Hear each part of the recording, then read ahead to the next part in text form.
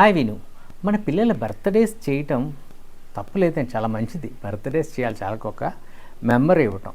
కానీ ఈరోజు చూసినట్లయితే ఈరోజు సోషల్ మీడియా బాగా డెవలప్ అయిందా, ఫోమో అనే కాన్సెప్ట్ వస్తుంది జనాల్లో. Fear of missing out. నేను ఏమైనా మిస్ అవుతున్నా అన్న ఫీలింగ్. పక్కింటో ఎదురింటో లేకపోతే నా చుట్టాలు, నా బంధువులు, వాళ్ళ బర్త్డే, వాళ్ళ పిల్లల బర్త్డే ఎంత ఘనంగా పెళ్ళిలా చేశారు.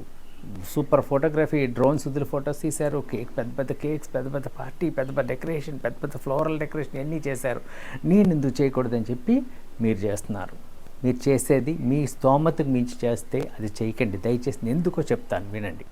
మీ దగ్గర ఉండే సేవింగ్స్లో 20-30% మాత్రమే ఇలాంటి ఫంక్షన్స్కి యూటిలైజ్ చేయండి. ఎందుకంటే మీ లైఫ్ చాలా ఉంది, మీ పిల్లల్ని చదివించాలి, మీకు బోల్డ్ ఈఎంఐలు ఇవన్నీ ఉంటాయి.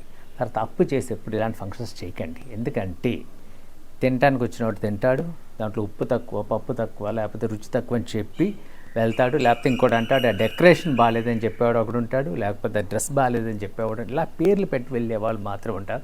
వాళ్ళకి కూడా ఈ ఫంక్షన్ ఒక వారం మాత్రమే గుర్తుంటుంది, తర్వాత మర్చిపోతారు. వాళ్ళు మర్చిపోయారు, కాకపోతే మీరు ఈఎంఐలు, ఈ లోన్లు 2-3 సంవత్సరాలు మీరు జీవితంలో కట్టవలసిన పరిస్థితి. మన పిల్లల కోసమే అనుకుంటాం. మీ జీవితం చాలా భారం అవుతుంది. ఎందుకు చేసామనే ఫీల్ మీకు వస్తుంది.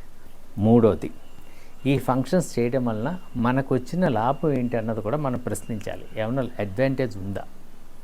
అడ్వాంటేజ్ లేనప్పుడు ఏంటంటే మన స్తోమతలో కొంతమంది మిత్రుల్ని, క్లోజ్ అసోసియేట్స్నో, ఫ్రెండ్స్నో పిలిచి చేసినట్లయితే that's a memory for ever అండి.